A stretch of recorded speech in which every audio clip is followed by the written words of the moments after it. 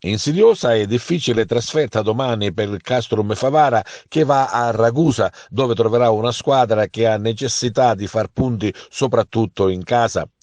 I ragazzi di Pietro Infantino hanno messo in archivio l'immeritata sconfitta con la Scafatese, una partita che ha messo ancora una volta in evidenza il buon andamento del Castrum Favara, dell'ottima compagine con i ragazzi che sono in grado di risollevarsi e di andare avanti in tutte le situazioni.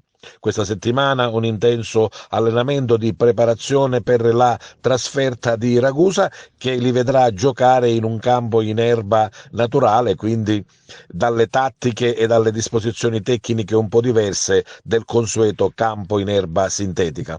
In sala stampa abbiamo ascoltato alcuni dei protagonisti, sentiamoli.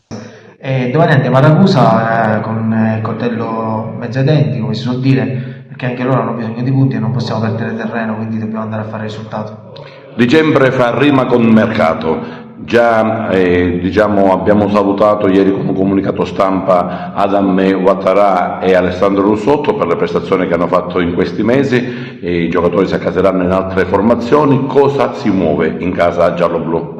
A dicembre tutte le squadre cercano di migliorare l'assetto organico, insomma, della squadra, quindi tutte le società si muovono in questo senso, quindi ci muoviamo anche in base a quello che fanno le altre società.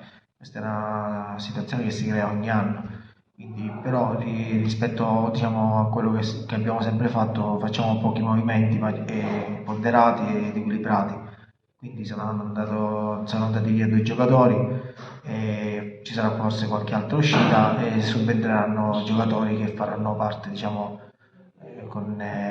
nell'organico, e saranno quelli che il mister magari indicherà più o meno le caratteristiche dei giocatori che dobbiamo prendere.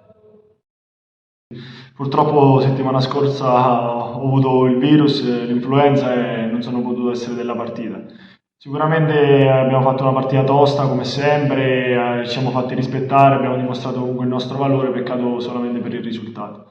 La settimana che abbiamo preparato, come tutte le altre, per fare una partita tosta, di intensità, di andare forte, di imporre il nostro gioco. Il Ragusa al campo in erba. Ci sono particolari insidie per chi prepara la settimana tutta in sintetico? No, vabbè, queste sono, penso, tra virgolette, scusanti, non credo ci sia differenza, tra virgolette. Sicuramente troveremo un campo magari più pesante del nostro, speriamo che il tempo ci aiuti e che magari non piova, e sicuramente sarà una grande partita.